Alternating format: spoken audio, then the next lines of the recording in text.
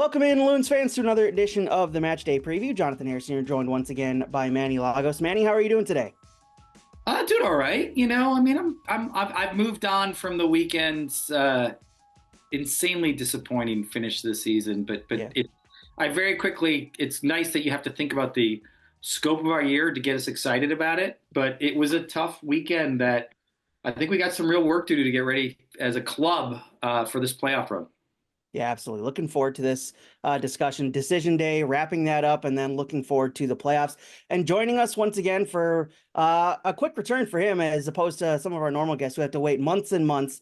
It was heavily by request. Tom Bogert, now of the Athletic, who switched organization since the last time we talked to him. Tom, how are you doing today? What's going on, guys? I'm pretty good. Playoffs here. This is an off season as well for a third of the league, and soon will be more like half. So yeah, I love this time of year. It's absolutely crazy and fun, but this is what we do it for.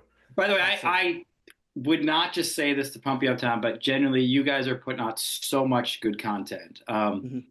That piece on the culture and the national team, right up my wheelhouse. Loved it. No, but it's a little bit. You're building audience of people that I think are learning the balance of tactical and technical and strategy are so integrated in all of this in a way that's I think hopefully even going to evolve our national team fan base, grow it, I hope, but also evolve the current one to maybe get excited about how we can have a good World Cup.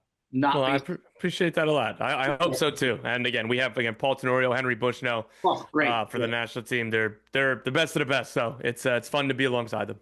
Got some great content coming out of there for sure. Go read all of his work over at the Athletic. Also, listen to him on the Soccer Wise podcast, if I can get my words correctly. One of my favorite podcasts around the league. Let's start off in Decision Day. We'll get to the end of the season awards. I might want to split this up here, but we'll start with the Eastern Conference. Manny, I texted you this, and I know this is a weird place to start considering what else happened on Decision Day, but I texted you this on Saturday night. Toronto 4, Orlando 2. This Toronto team next season under Robin Fraser with Georgi Mihailovic for a full season. This is going to be a really fun Toronto team. We can talk about Orlando and the mess that they've gone through over the last couple of weeks, but Toronto is going to be really fun next season. Yeah, I think there was a light for the first time in years in Toronto based on their kind of last 2 months. Definitely kind of getting rid of some of the weight of these big Italian contracts that weren't working out. Combined with, I think Robin Fraser really now has a little bit of a sense of how he wants to build the team, and you're starting to see a little defensive identity. You're starting to see a little more discipline within the team. So, I mean, like I said, I'm fascinated at these bigger clubs that are very different in how they're built than Minnesota United because they have a lot of resources, and it seems like they have an opportunity to kind of, for the first time in years, be very competitive next year. Yeah, it should be I fun. Yeah, go ahead. I agree on that. The light at the end of the tunnel for literally the first time in years this summer. I'm really happy for those fans. And again, I think they have good people running the show there, but Jason Hernandez in the front office and how he's kind of rebuilt that staff that there was only really an exodus after that 2017 season. Slowly and slowly, Bezbatchenko left, and a bunch of others. And now they're rebuilding the team. They had to go through some bad times to get here because there wasn't going to be any quick fixes. My only slight pushback is they won't the goalkeeping performance against them on Saturday won't be replicable a bunch of times throughout the season. Oh my That was gosh. tough, but I don't want to pour any cold water on Toronto. I'm very excited to see what happens in the But we winter. should talk more about the playoff teams, anyways. We can Yeah, talk. that's fair. Let, Well, let, so let, so that, that's that where it leaned to for me is that like was it like the free I'm kick worried about goal? Orlando. It wasn't Huh? the free kick goal that like put you over the edge. Like that All was insane. there was three out of the four goals where I went. Ugh. Yeah, it was Orla brutal. yeah, Yeah. Orlando just a rough go of things over the final Hmm. stretch of the season. Just one win in their last 8 games across Yeah. league play. They've stumbled backwards into the playoffs. They started Decision Day in the first round, but end up now having to go on the road to Chicago, and we'll talk about how that all happened with Chicago. But this has been a really rough couple of months for Orlando, Tom. Yeah, but and like it's so weird. Like first and foremost, it should be a disappointment given how they ended the season and I think how much talent they have in that team. But like Yeah. to look at it, they finished on 53 points. Last season they finished on 52 and finished fourth. This year they're ninth. So like the Eastern Conference is just an absolute bloodbath. And again, they should never have slipped back to this spot despite how competitive the conference was given the start they had and where they were sitting again 2.5 months ago. But it is crazy to just like look at it and be like, man, like last year this is good enough for fourth place, and then we're probably talking about them a whole lot different. And hey, if they beat Toronto on decision day, they would have been sixth. So it's quite the race out there in the East. Yeah, we were watching it before we went on the air. We were watching it in the studio, and one of the games that we were keeping our eye on was the Chicago New England one because of how that affected about three other teams' standings on the day. And then you see the game go 1-1, go into stoppage time, 6 minute. New England score to put themselves up 2-1, and that vastly changed things. It bumped Chicago down to ninth place, and then all of a sudden Chicago score again off an own goal, according to MLSsoccer.com. And I don't exactly remember the sequence of events, but it was Chicago scoring with essentially the last kick of the match, and now they're hosting a game, and so they're back in the playoffs for the first time since 2017, and now they're hosting a wild card game tonight as of recording. Manny, what a turnaround it's been under Greg Berhalter, and this will be a really exciting game for them.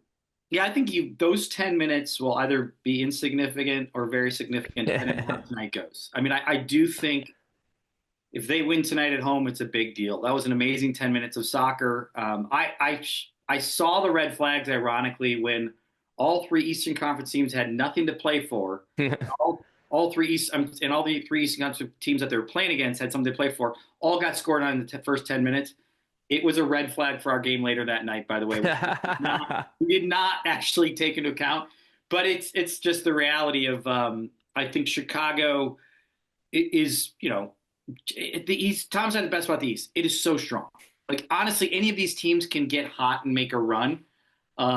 Obviously, the top end of the East is incredibly strong, but the other teams all these teams in their 50s, they're in the 50s. Like, that's amazing. So again, I want to say, oh, look, Orlando didn't have that great of a year, but they really did overall do well. I think Chicago's the one team where we can give a lot of credit to because it's just so long since they made the playoffs. They had some really good pieces now. They're offensively very dangerous. It still felt a little bit like they couldn't quite just put their thumb down and get out of that play-in game, which they should have done against New England.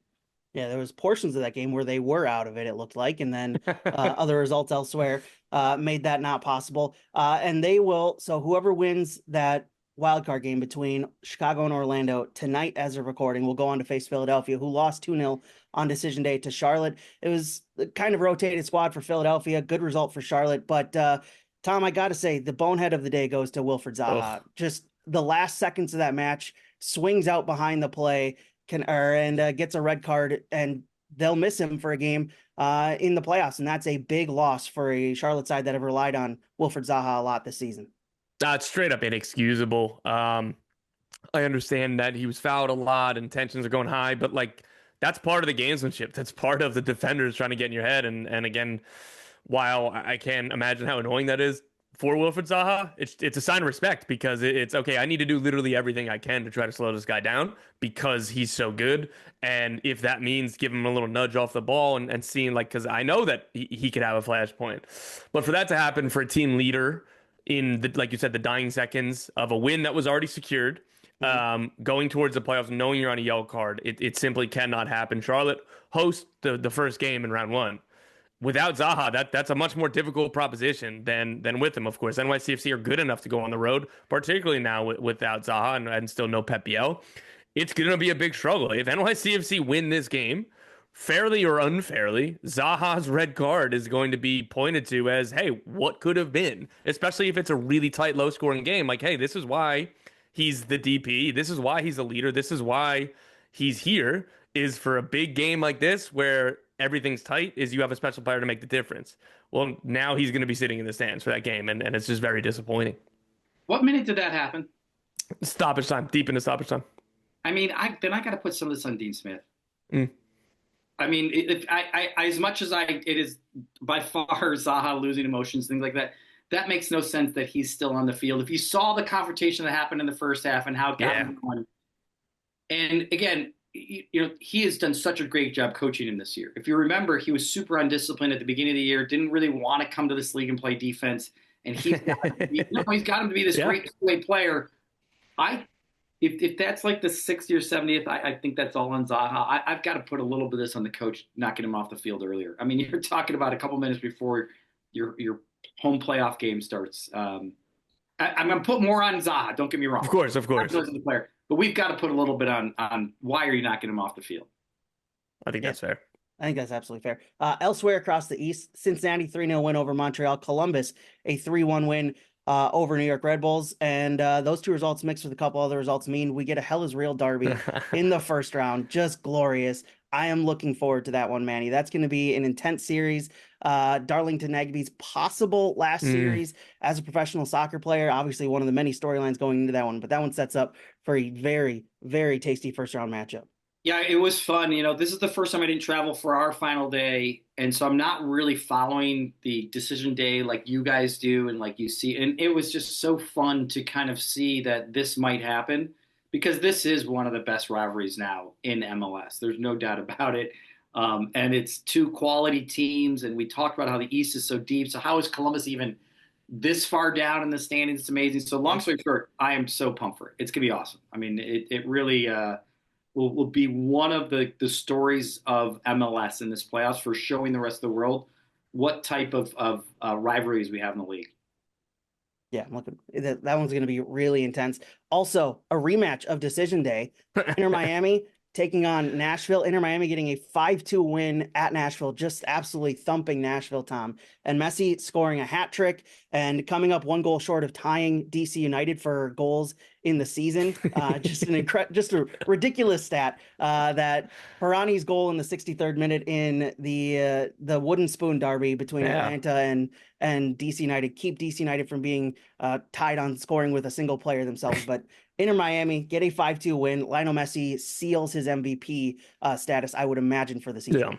Yeah, I can't possibly imagine that he wouldn't get it, and it's well deserving. For me, I had Anders Dreyer ahead of him for most of the year, other than like until like the last month or whatever. And Dreyer finished the season pretty strong. I think he had 6 goals and 2 assists, something like that, over his last 7 games. That's a good end of the season. That's a good way to say, hey, like, no, I'm an MVP for him. Messi had 18 goal contributions in his last 7 games. It's not fair. He's not a human, and he'll be a well-deserving, again, back-to-back MVP for the first time in his league history. Only the second player to win twice after the legend that is Preki. But Miami and Nashville, I kind of feel bad for Nashville. Like these two teams are like have been weirdly intertwined in their club's history. So they come into the league together. So you're always going to kind of be viewed that way for at least for a little bit of how are these two teams doing. They play each other in the Leagues Cup final. I thought Nashville deserved to win that game. They lose in penalties. It was a really, really good game.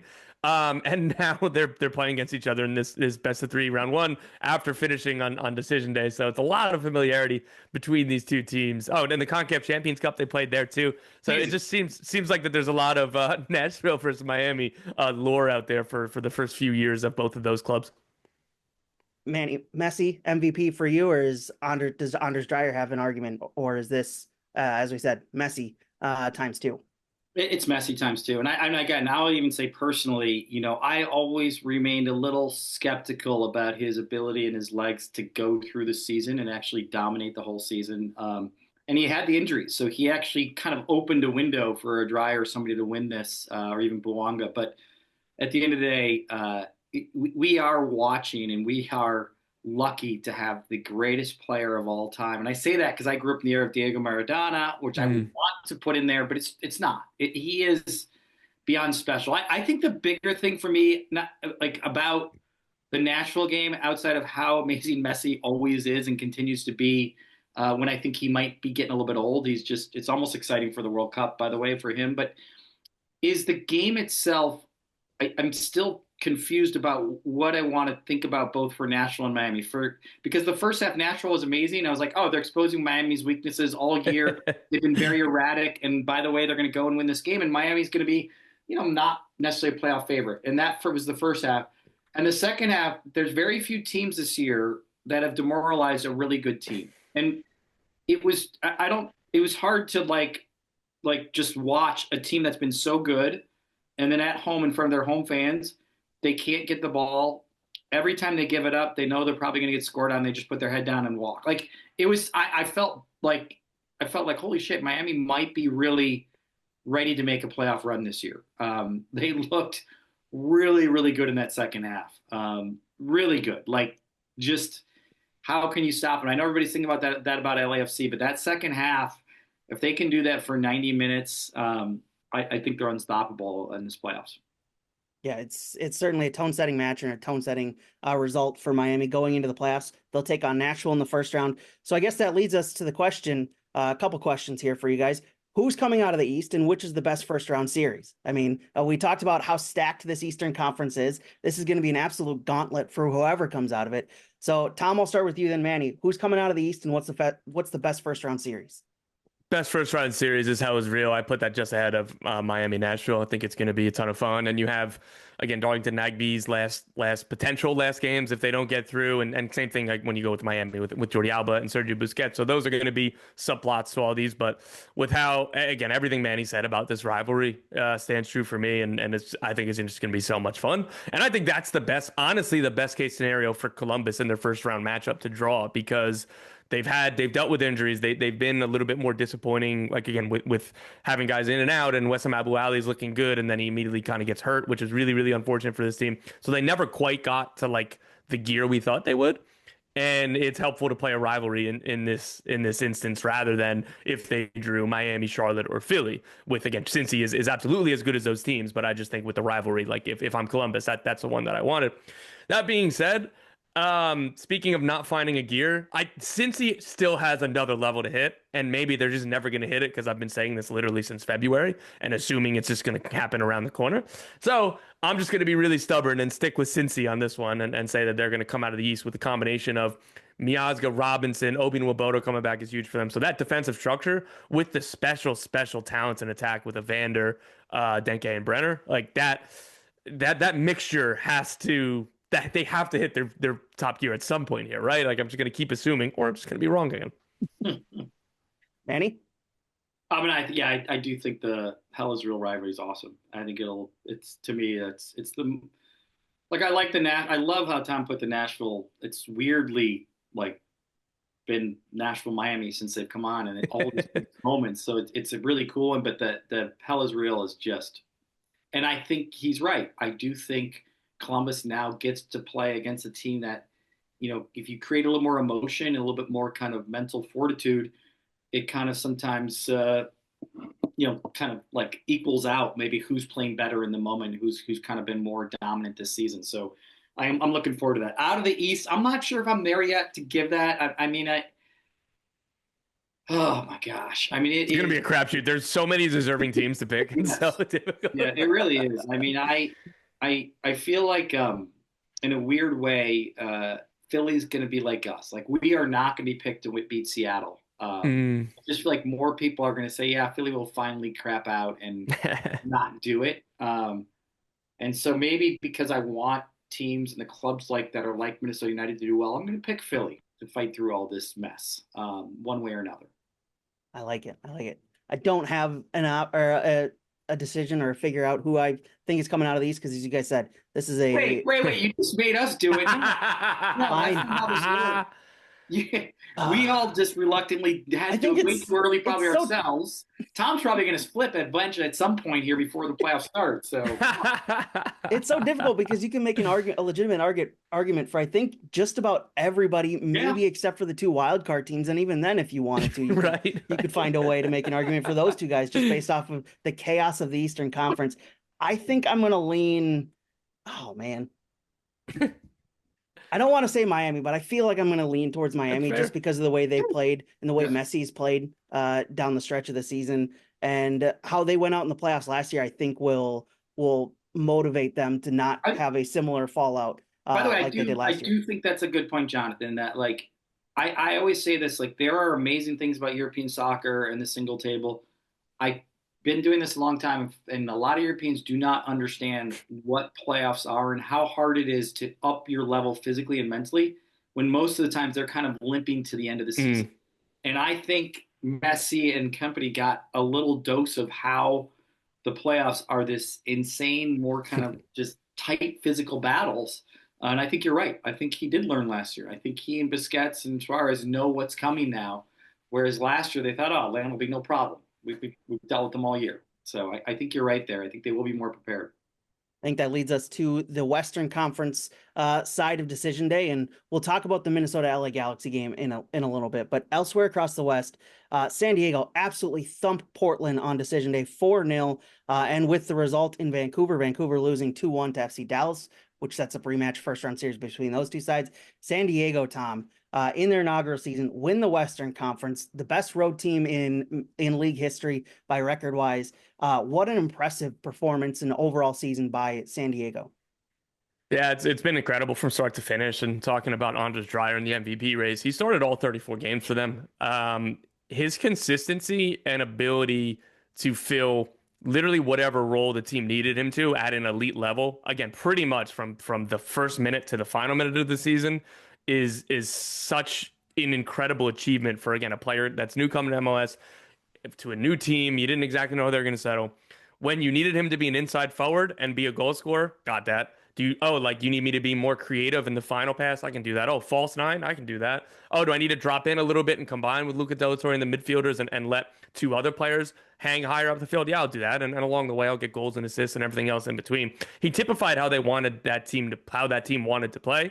And the way that they played was very brave and fun and courageous. My biggest worries about them before the season was there was just a lot of questions in the defensive unit. And it wasn't necessarily saying, hey, I think that this player isn't good enough, or I don't like it was, we just don't know. And when you have three or four of them in the same group, it's difficult to really project that. And using Occam's razor, it's like, all right, if this works, if that works, if then that works, well, all of it worked. Like CJ Dos Santos, we didn't know if he was a starting level goalkeeper. Yeah, he very much is, and that was very, very quickly apparent. Well done by the front office to get him in and trust him. Then you look in the defense, like Chris McVeigh, like playing as many games as he did. Manu Dua, like the number one overall pick. It wasn't an obvious number one overall pick in the Super Draft, and he went from a really interesting defensive midfielder to like Champions League clubs are scouting him as a center back because of that transformation and how he helped helped keep the defense going in the middle of the year despite injuries and Andres Reyes not giving them what they thought. So you go on down the list, they really didn't miss on just about anything, and everybody was a perfect fit for how they wanted to play. And it goes to show, and like again, Minnesota's another team like that, Philly's another team like that, in different styles, of course, but when you have a clear vision top down from sporting director, front office to head coach and staff to the players, even if you're not signing the 10 out of 10 player all the time, if they're all in that same direction, your floor is high. And when you do sign the 10 out of 10 players, then you get a season like what San Diego had or what Philly had or Minnesota. Again, only 5 points off San Diego, only 7 points off, right? Like you look at the top teams in the league, and that is the common thread for me. No matter what style they're playing, is that they have it, they know what they want, and all of the players fit that vision, and it makes everything better. Yeah, absolutely. Well said there. San Diego, great season for them.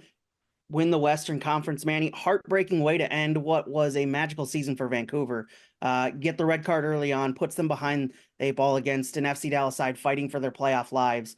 And FC Dallas get the 2-1 win, but just a really rough way to end the season, starting decision day with the chance or with the front running spot to claim the Western Conference, and you lose it on decision day, Manny. Just a difficult way to end your season. Yeah, I mean, it's harder to decide where to go with that. Do we talk about very similar to San Diego, which with the plaudits have to go through the roof. The Vancouver, we got to talk about the plaudits in the year. We got to talk, but the reality is the cruelty of sports is you have to show up and win on the day to get trophies. And my brain goes right away to Eric Quill in Dallas to go in there without your starting forwards on decision day when all Vancouver needed to do was keep their heads, get a tie or a win, and they have this Western Conference title. And Dallas has had this mentality since Acosta's left, which has been outstanding. They've been tough. They've been gritty. They're hard to play against. They start this kid Sarver, who, a lot of maybe mainstream fans don't know, but like he's been killing it in MLS Next Pro. He's going to probably be my MVP in MLS Next Pro. We saw him a couple times against our second team, and like he is tough. And he goes out there and draws a red card and gets the winning assist. I'm struggling because you're right. Should be about the San Diegos, the Vancouvers, the Minnesotas of the world. Yeah. LAFC is in a different level where I kind of give them credit in a different way.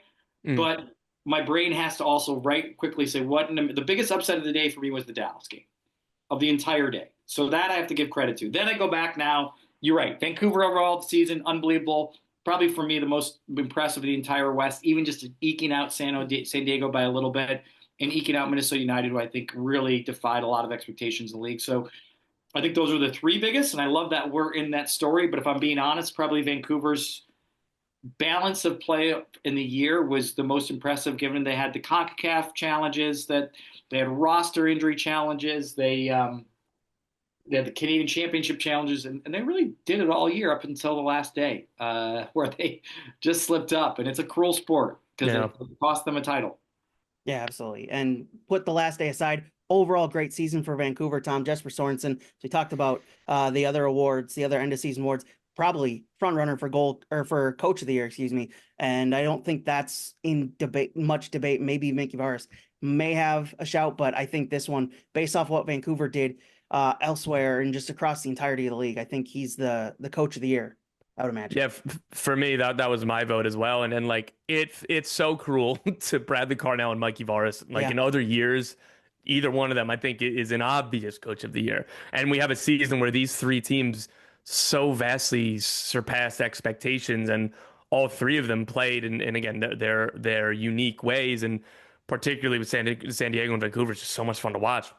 Well, I gave it to Sorensen. Is this team ninth place or eighth place, whatever it was in the West last year? Sorensen takes over like literally hours before preseason starts. They lose one DP late in preseason, and they don't replace him with another DP. The club's already up for sale. There are a lot of questions. Is this team staying in Vancouver? They made a number of signings that ended up turning out to be good, with led by kind of Jaden Nelson. But you're looking at it from the outside, it's like, all right, well, they replace a DP with, again, Nelson's a good player. We'll see what happens. And you kind of did that down the list. And then they've just, from start to finish, been the most aesthetically pleasing team to watch and getting the results they have. It doesn't, like, Brian White played something like 17 games. He's an elite center forward, and he was only in the team for half the season due to injuries. Ryan Gauld has been out almost the entire season. Renko Veselinovic during the season. Pedro Vite sold in the summer. Veselinovic goes down with an injury. Tristan Blackman ends up picking up an injury. They were losing players to the Gold Cup and stuff this summer. It didn't matter who was on the field. They played their way. Sebastian Berhalter was awesome. Thomas Mueller came in, and we're going to get a lot of revisionist history on, like, oh, yeah, of course, it was a really good signing. That wasn't the 100% consensus, particularly knowing he's going to be a DP next year. It was like, oh, does that make sense? This is weird. Everything that's happened has been better than expected, and I think that goes down to the coach. Again, obviously the players and the front office and everything else, but Jesper Sorensen, for all of those reasons, like, it just feels so unfortunate for Varis and Carnell. I don't think Carnell won it in 22 with St. Louis. He was my vote that year. I thought that he got stiffed on that one, and the poor guy just wins the Supporters Shield with a team that people were picking to be 11th in the East, and he's not going to win Coach of the Year, maybe. But like, there's just a lot of good candidates, and Jesper Sorensen got my vote. Wins a couple regular season titles with teams that weren't expected to do it, and still not enough to win Coach of the Year. Just incredible for Bradley Carnell. On the flip side of things, going back to that San Diego game, Manny, what's happened to Portland down the stretch? Just one win in their last 10 matches. It has been, we talked about Orlando backing into the playoffs. Portland do the same. They're now in the wild card round, which they'll have nightmares over from last season when they got thumped by Vancouver at home, even though it was considered an away game. What's gone on with Portland over the last couple months? I was a little surprised. I thought they were going to finish stronger, given when they came to Minnesota. It was a 0-0, 1-1. Maybe it was 1-1. 1-1, yeah. They looked good defensively, and I thought they were organized and really, maybe that's an indictment on us offensively. But long story short, it's so important that you have that shape and structure going into the end of the season. You can't be giving up so many goals and expect to kind of make a run to not be in the playing game or not make the playoffs. So they definitely have a roster, I think, that is still strong and can do some damage in the playoffs. But in a different way, like where it's a big week for Minnesota United to prepare for Seattle. Like there's teams right now that want the routine to be easy. They don't want to actually work on too much. Like the Phillies of the world, the San Diegos, they just want an easy, clean week, no injuries in practice, get your workloads in, get your standard in. There's teams like us where we had a weekend where we have to dig in now. We have to think about our tactics, and our margins are so thin that we have a big training week on every level of every decision, whether it's who's going to play, how we're going to play, how we're going to strategize each game. And like, it's a much harder one. And I think Portland's in that same boat. they have to really look themselves in the mirror and work their ass off the week in terms of Mhm. everything is not working right now. And on the top of that, they have a playing game at home that they just pooched last year. So there's a lot of weight going into a huge loss at home and now another playing game at home this year where they can't afford to lose like that. They have to show their fans that they're going to walk off that field organized. They're going to walk off the field fighting. It's a big moment for Portland, like I said, because it could go the other way very quickly if they do not show a good performance for their fans.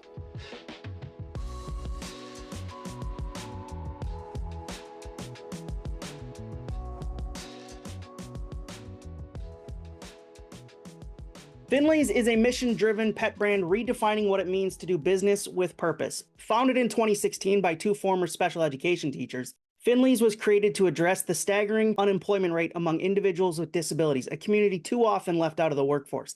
Every purchase of Finley's products supports real, paid job opportunities and community development for people with disabilities through the company's inclusive employment initiatives.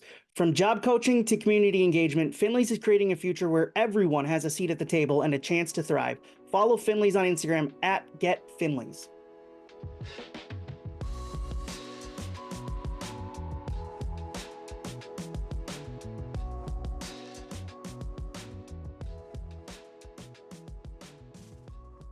Yeah, and they'll take on a Real Salt Lake side that got a 2-2 draw on decision day against St. Louis. So that'll be a very interesting series late tonight as of recording. Hey, Jonathan, by the way, I know I just wanted to throw out, as I sometimes, hopefully in a good way, kind of positively criticize the strengths and weaknesses of our last game of the weekend, which we'll talk about more.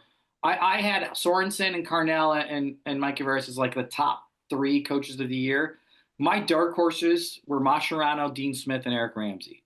And again, I love having a Minnesota coach in there, authentically, genuinely true, because of Mhm. the expectation where Minnesota started the season to where we ended up and how we went about the season. We never lost twice in a row, is really impressive. So those were my tiers, and I'm there with Jesper winning it as well. And it makes no sense that Carnell doesn't win it. Can they do co-coach of the year? Have they ever done that?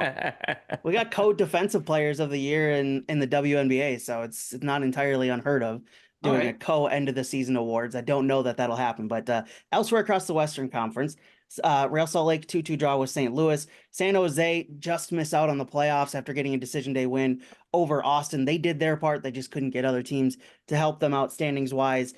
St. Louis, a 2-1 win, or Seattle, excuse me, a 2-1 win earlier in the day in New York City FC. We'll talk about that game, and we'll talk about the big loss for Seattle coming up in a little bit when we preview that game. But before we jump into any of that, and get your Western Conference predictions, I want to start with the LA Galaxy Minnesota United match. Manny, it just feels like, and we texted about this a little bit a couple days ago, it just feels like Minnesota didn't get out the gates right away and really struggled to catch up to an LA Galaxy side that, yes, they had nothing to play for. It was all just pride at that point. They really wanted to take it to Minnesota. Yeah. Before we do that, Tom, I think we got to say goodbye, right? Yeah, I could do a few more minutes. Yeah, I don't want to abruptly leave mid-conversation. All right, sorry, I got a little note there, but okay, yes, I will go back. The Saturday game was hard and disappointing, and I think the fans should understand that soccer is really hard, and it's hard to play against a team that has nothing to play for. But that's still on us as a club to not navigate that challenges. And I just think on that day, given the fact that we were already locked in at fourth, there might have been a little complacency. And then we kind of started a 4-4-2 with two false nines that aren't natural forwards. It just didn't work. The Galaxy broke our lines too quickly and got the ball to Peck and Pansel so quickly. And when that happened early, we didn't quite in-game. It's so hard to do. And again, we got stretched early, which is not normal for Minnesota United. And it took a long time, probably about 70 minutes, for us to figure out how to counteract that. And it made it look like that's why we weren't as aggressive or trying to win balls back. We just got stretched and worked out all over the field quite a bit on a day that I think our fans were expecting us to be tight and organized and, win balls and attack, and we just couldn't get going. And those happen some days. Like I said, it happened in the East, very similar to the teams that had nothing to play for. And again, I'm not making excuses. I think this is why I mentioned our margins are so thin compared to the other top four teams in the West. We should take pride in how we played and what we've done this year and the identity we had, and make sure we're using that to get ready for these playoffs and not think about Saturday too much, only in that we can't let that happen again or we'll be out of the playoffs. So, and it's in us to not have that happen again. And again, like I said, it's a big week, and I'm just going to go out there. I like the matchup. We've swept Seattle this year. Seattle's not one of those teams that just builds these waves of attacks either. They kind of grind you down with their good decision making and good defensive shape through the game as well. So there is a like for like in this. And again, I like that because of how we played this weekend, a lot of pundits and journalists will pick us as underdogs. Fine. Let's have that be the way it is. We have home field advantage. Yeah, and with the loss, it means Minnesota end the season. One win in their last 4 matches. They really stumbled, Tom, since that heartbreaking U.S. Open Cup semifinals. It's a rough run in to the playoffs for Minnesota, where last year they went in on one of the best forms in the league. But it sets up, in my opinion, the best first round series in the Western Conference: Minnesota and Seattle. Yeah, I totally agree with that. These two teams, like, I think the cutoff, like, you can do tiers around the West. There's a clear cutoff between the top 5 and below, with all due respect to the teams below. Like, I wouldn't be surprised for any of the top 5 to be the representative in the West. And that doesn't sound like it has too much deep thought or analysis, given that's why the seedings are the way that they are. But for me, like, this matchup is going to be really, really difficult. And I think it goes 3 games. I think it's really well matched. There are different ways that both teams can get at the other, and there's going to be, I think, a pretty fascinating, like, what tweaks will Eric Ramsey have, like what combinations in the lineup will Schmetzer go with. I think both of these managers are very, very good, and there's going to be, I think, the game within the game, which is going to be a lot of fun. And you look at this Minnesota team, I'll start with Seattle, like, in terms of all these guys they live in playing big games, all of them, right? Like, Christian Roldan is born for this, so that's a scary proposition. But in terms of Minnesota, like, the playing style, defensive structure, and set pieces go a long way in knockout round type games. And not to dissolve this team just to those 2 things, but those are the 2 biggest strengths, and those 2 strengths play really well at this time of the year. So this series, I honestly can't see which way it's going to go, but I'm really, really excited to watch. Tom, before we send you off into the Wednesday afternoon, who is coming out of the West for you? I asked this about the Eastern Conference. Who's coming out of the West? I know it's boring, but I'm going with LAFC. Like, just how supernova they've looked since Son Heung-min has arrived, and obviously that unlocked the attack, which is first and foremost. But now, like, they've been getting a little bit better at playing through the game, but also now, like, that they already felt this way with just Bouanga, and, like, hey, we don't need that many chances, and we don't need to commit a ton of numbers forward because he's a one-man transition moment on his own. Well, now, if you just wanted to play with 9 guys behind the ball with Son and Bouanga, you're still probably going to get a goal. So I just think that they have too much firepower, and they already have that defensive structure that has been there in the entire Steve Cherundolo run with this team. So I just think that they have too much for me to ignore. Yeah, I think that's fair. Tom, appreciate you stopping by. Greatly appreciate it. On quick turnaround again after having you a couple weeks ago. Go read all of his work over at The Athletic now. Go listen to him over on Soccer Wise and go watch him on CBS Golazo. Tom, appreciate it. Appreciate you guys. You guys are the best. Bye, Tom. Hey, Tom. And there goes Tom Bogert. Manny, let's jump back into the LA Galaxy game. We talked a little bit about it. Just a little bit of formation switch. And it was a rough game for Minnesota, as we said. And you talked about the formation and how the Loons set up. And is that, I don't know. Obviously, we'll see things differently now that we saw Kelvin Yeboah return late in that match. And that's a good sign for this team to be able to possibly get back into the 5-4-1 that we saw for much of this season. I would imagine we see the team go back to that for the Seattle series, right? Yeah, and I want to make sure the formation is not the only reason why we good or bad. Like I said, I think Eric even after the game talked about the triggers didn't quite work about how we were going to press and how we were going to close down space, and which allowed them to break their lines pretty easy and get to the ball in influential spots to their best players in the field. So again, I think the intention was there, and I think this is a good moment where we've really been good with our identity all year. So again, I don't think it's like one of those things where, like, oh, how are we going to navigate the playoffs now kind of thing. I think it's more about, like, okay, we had a game that we usually have to remind ourselves, what are we good at and how are we going to build into confidently going to the playoffs. So I think that's going to be a great week of work on it. And I think you're right in that Yeboah got back on the field. Asani Dotson got back on the Yeah. field. Jane, like I mean, there's some positives. Like there's a lot of options now for Eric to think about how he wants to take on Seattle. So in some ways, yeah, we could talk about and lament about the negatives, Tiny being gone, Yeboah coming back from injury, or you can talk about the positive. Yeboah is back. Hassani and Owen came into the field and looked outstanding. We will be going into this with what is it, 9 days rest, Yeah. healthy, ready to go, home field. So I'm excited to see what he comes up with and what group he has in the field ready to go against Seattle. I guess that leads me to my next question, which I think it's fair to point this out and ask this with how the Loons ended the season. With just the one win, it was a 3-0 win over a bad Sporting Kansas City side. And since the Open Cup loss, it's been a little bit of a rough go of things. You can only squeak out a draw against a Colorado Rapids side that we saw is now out of the playoffs. They didn't make the playoffs this season, and then you lose to the Galaxy on decision day. You get thumped 3-0 by Chicago Fire just a couple days after the Open Cup semifinals. How does this run-in make you feel about this team's chances in the playoffs? Because obviously there's a lot of consternation, there's a lot of nerves, which with Minnesota sports fans in the playoffs, it's fair to say that that's always going to be there. But how does this run-in make you feel about this team's chances in the playoffs? I'm not as maybe worried as because again, the context for me is it was the Chicago game was a rotated lineup expected score line. So you could argue maybe not the form, but you could argue decision making to not play starters so quickly after was a debatable question. After that, squeaky. Colorado's a good, hard place to play. The LAFC just tied their decision day, and we got a tie. So that was not a bad result on the end of the day. We had a bad first half. We had a great second half. So you're going back to the Galaxy game. Yeah, I think that was a game that we would, as a club, put our hands up and say, not what we are. And we have to become what we are for the playoffs. So, yeah, like I said, it's one of those ones where I don't mind it because I think we're an honest, transparent club about when we're good and when we're not. And I think right now it hasn't been as bad as you just said for the last month. But yes, Saturday was a red flag that we cannot play like that and expect to win games. Yeah, absolutely. Because they'll take on coming up in the first round, as we said, Minnesota taking on Seattle in a best-of-3 series. Minnesota will host the first leg.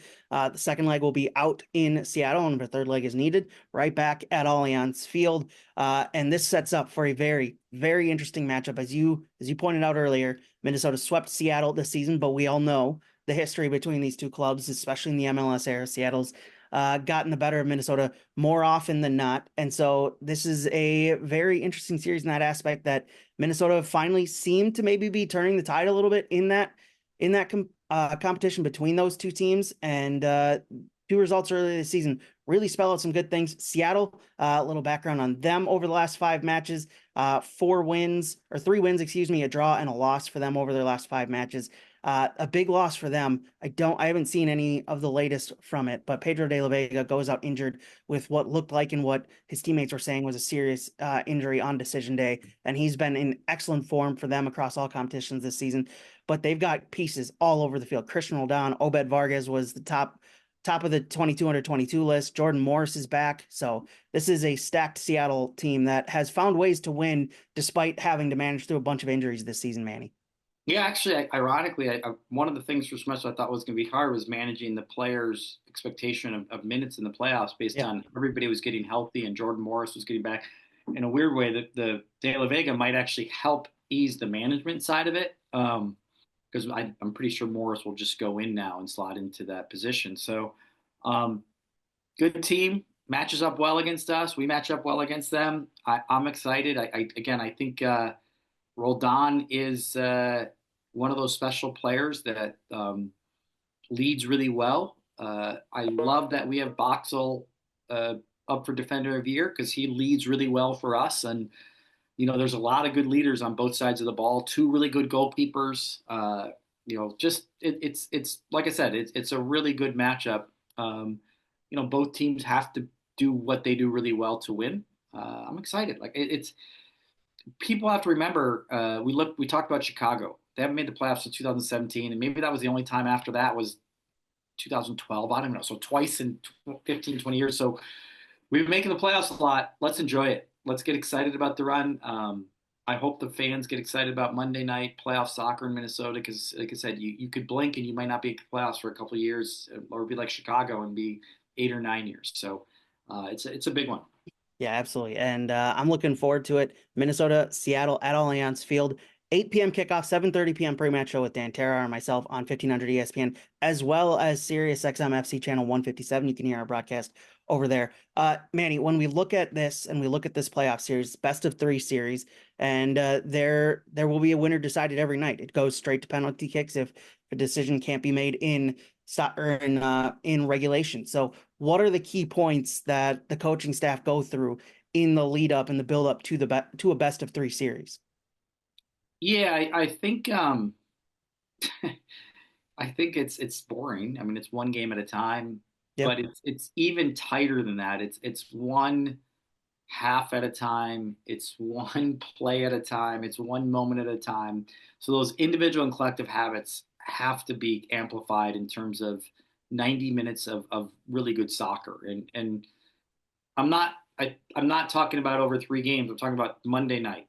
Like that is just so important. This is a very long series. Every game, it sounds like, has potentially at least 7 days rest for the between the first two, Yeah. and maybe 5 for the third one. So there is a lot of time to recover, which means every play, every moment has to be maximized in terms of your physical output, your mental output, your collective group energy output. The one thing about these series that the MLS has done a really good job is not make short turnaround an excuse, not make the travel an excuse, which puts a lot more onus on the players to really give an output that helps your team win that day. So those individual moments of kind of individual battles, group battles are through the roof. And that's what happens in playoffs, by the way. That's why I mentioned to you that like it's such an awesome, it's very similar to hockey in terms of like all these little things build up quickly.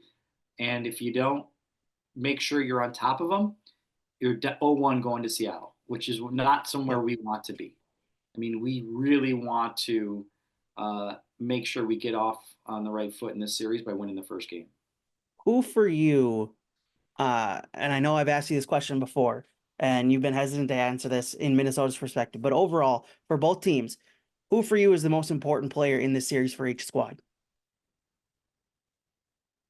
Yeah, I mean, the reason why I don't answer is because it doesn't, my brain doesn't I know really, it's not a one player game, but yeah. So yeah. it's hard for me to like, Who's going to have the most impact on the results of the match, I guess?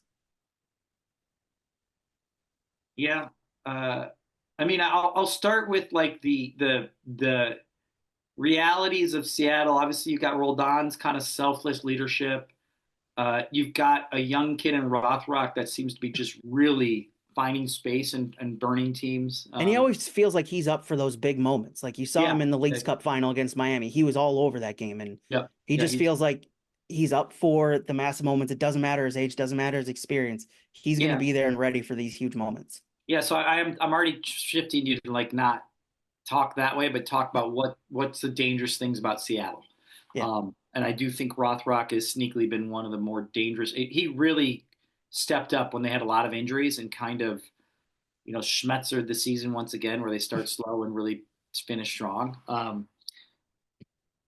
Jordan Morris will be dangerous. Like I said, he's coming off an injury-plagued season, but he's finally gotten sharp and he looked very dangerous and Yeah. a good win at New York City. By the way, that was a real Not an easy place to go. not an Man. easy place to go. Not even, and they played really well and found a way to build momentum going into the playoffs. So, and I think on our side, it's just getting back to our identity individually. Like I said, we really need Joseph to get excited about playing on both sides of the ball, being dangerous offensively, being tough defensively.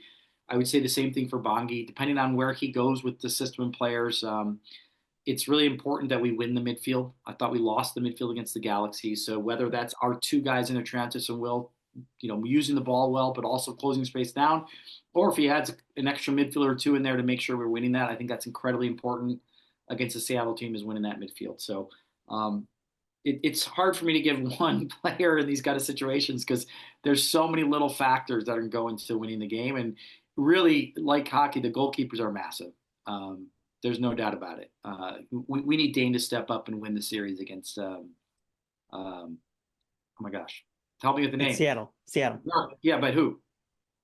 Oh, oh man, now you're putting me on the spot. I don't. Come on. It's Seven Fry. Fry. Yes, Yeah. against Fry. Yeah. Who's got the playoff experience. He's got Oh, MLS Cup iconic. experience. Yeah. One of the best legendary goalkeepers in this league's history.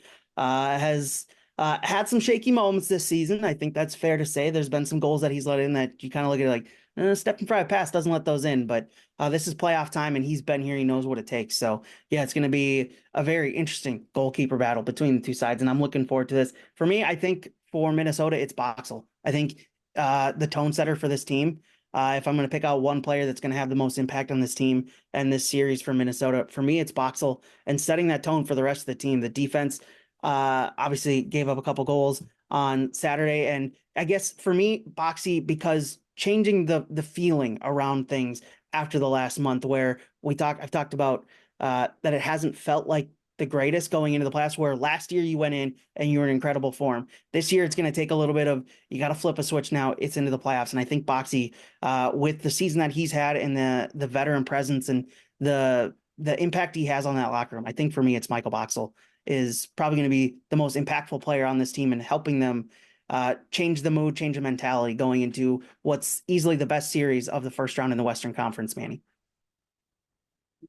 I mean, his leadership is vital. There's no doubt about it. His defensive, tactical, and kind of physicality is super important. There's no doubt this game has some great leaders on both sides of the ball. And like I said, Will Trapp is another one that I think is going to have a great series. Dane Sinclair. So again, I just don't know if there's like a one player I could pick on either side that turns this series. It really, to me, these are two teams that are much better when they're playing well as a group versus individuals. There's a lot of teams in the playoffs that have the individual. LAFC's got Son and Bouanga.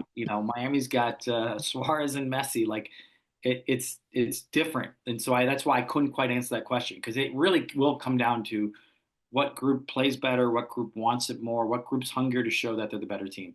I'm going to take Minnesota out of the equation here because I know if I ask you this question and leave them in, you're going to say Minnesota for obvious reasons, and that's fair.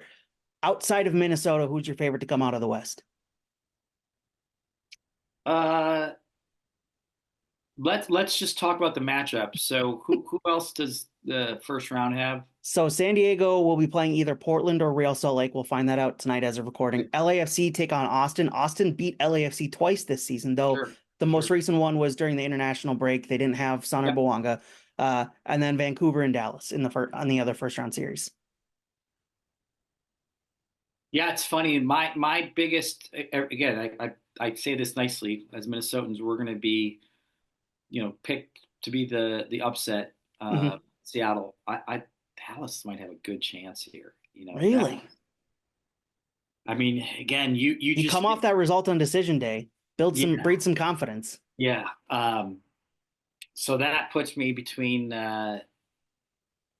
That means, and I'm not going to give you who wins it. I'm going to say who we play in the final. That puts either San Diego or LAFC. Probably LAFC, and I'd love to see our system up against LAFC's. In that final. I think we match up really well against them because it allows us to show off our defensive identity and show off how good we defend against two big time stars.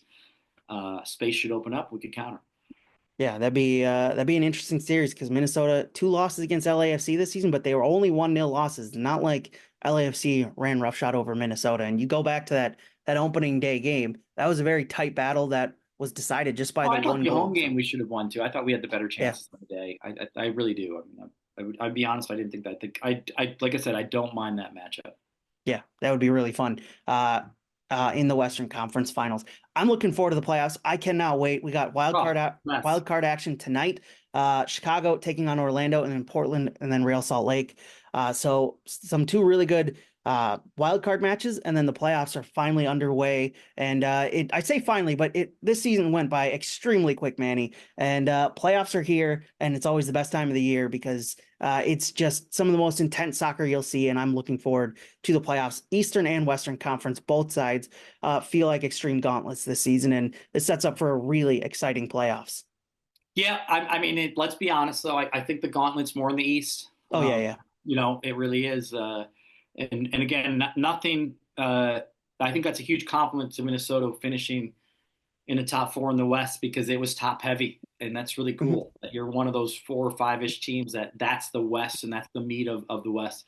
The East is much deeper. It's 9 deep. It's fair. And like I said, there is a scenario where a Red Bulls run could happen like last year, except for even more because I think most of these teams are better than the Red Bulls were on the whole last year. Yeah. The Red Bulls came out as a 7 seed and got to the final. And I think all of these teams in the East were much better going into the playoffs than the Red Bulls were last year. I mean, you look at Orlando, they were top 4 for much of the season and then just fell apart down the stretch. And now they're 9th seed. So they've shown they have the ability to put things together. It just hasn't happened over the last couple months. Janssen is the big deal. They lost the center back. That's really hurt them. You talk about how important Boxall is. He's a very similar type of player for them. And they've just lost a little discipline and structure since he's gone down. Yeah, it's been a big miss for them. But even with how they've gone into the playoffs, they can still make a run because they've got the pieces to do it overall. Looking forward to this playoffs, Manny. Looking forward to the broadcast coming up on Monday I have night. One last little tidbit. Okay. That Swedish team winning the league, town of 1,500 people, is to me one of the stories of global soccer this week. Unbelievable that they, I think they're in the 3rd division. Again, tiny town. Just really, you could argue is a bigger upset than Leicester winning the Premier League, and be in the argument, maybe win it. European soccer form. I'm not gonna venture to try and pronounce that team name because it's got the Swedish spelling on it, so I'm not even gonna mess with it. But I'm looking up the article, looking up some writing on it, and just it starts off with a team from a tiny remote fishing village in the Baltic Sea. So of course, that says all you need to know about that team. That's incredible. Also, Malmby or something like that. Malmby. Yeah. Cool story there. Also, good luck to our friends over at the Minnesota Timberwolves. They get their season started tonight, and looking forward to that championship run that they'll make coming up next spring. So I'm already putting it out there. That's my prediction. They'll win the title. They play tomorrow night or tonight? I think it's tonight, isn't it? Night? Yeah, in Portland. All right. Yep. Late night. So get ready to stay up late. Get prepared. Get the late night game watching ready because that second game for Minnesota Seattle, a late kickoff as well in Central Time. Yeah, well, I'll be watching both 9:30 kickoff for the Portland RSL, so maybe I'll follow the Timberwolves while I watch that one. Yeah, looking forward to it. Appreciate the production staff, Grace Dearson, Kyle Hayward, Evan Entler for putting this on every week. Loons fans, tune into the radio broadcast next Monday night, 7:30 p.m. pre-match show on 1500 ESPN, Score North mobile app, live.1500ESPN.com, as well as SiriusXM FC channel 153. 157, excuse me. Looking forward to that. And Minnesota, Seattle, looking forward to it. And we'll talk to you next week.